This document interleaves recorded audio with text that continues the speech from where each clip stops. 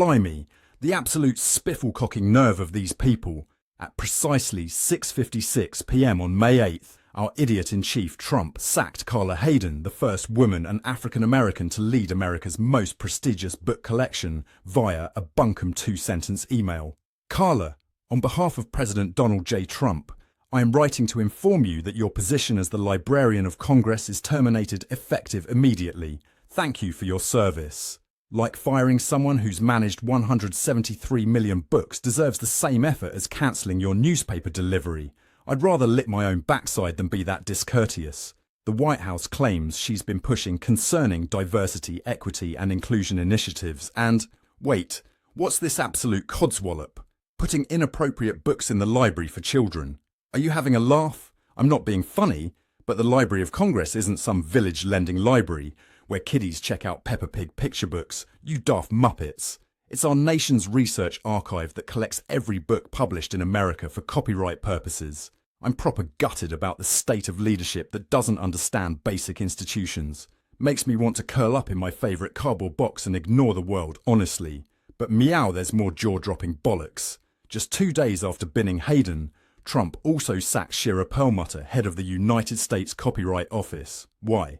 Because in January, her office published this massive report, warning that artificial intelligence companies shouldn't be allowed to train their artificial intelligence by gobbling up mountains of copyrighted works without proper payment. Basically, these artificial intelligence systems devour books, articles and images at superhuman speed to learn patterns, which is like me stealing all the neighbourhood mice without paying the local pest control. Representative Joe Morrell didn't mince words, saying Perlmutter was fired because she refused to rubber-stamp President Musk's efforts to mine troves of copyrighted works. Dodgy as a £9 note, that is. My friends, this is a spiffing example of how the Trump-Musk bromance is reshaping our institutions. Like when I knocked that expensive vase off the mantel just to watch it shatter. Except these aren't trinkets. They're the guardians of America's intellectual heritage. Hayden was leading the Of the People initiative to increase engagement with underserved communities, while Perlmutter was protecting creators from corporate exploitation.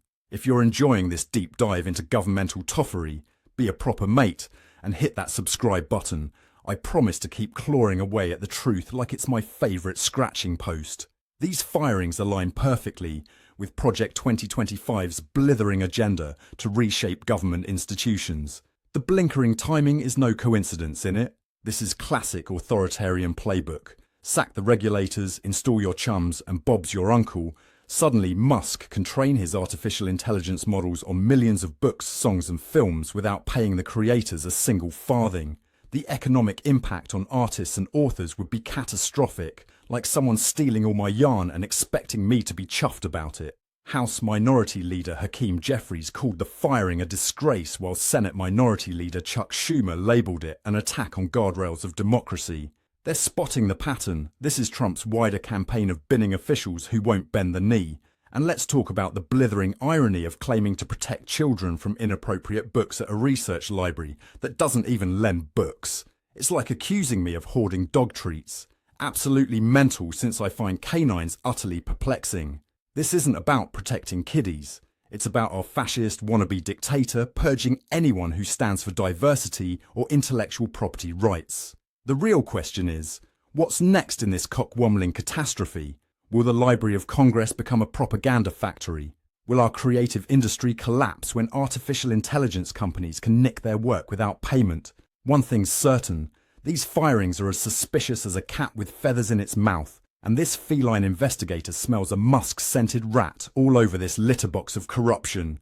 Stay tuned for our next update. I'm Ron De Parmesan reporting for Newscats. Thanks for watching. Meow's the time for truth.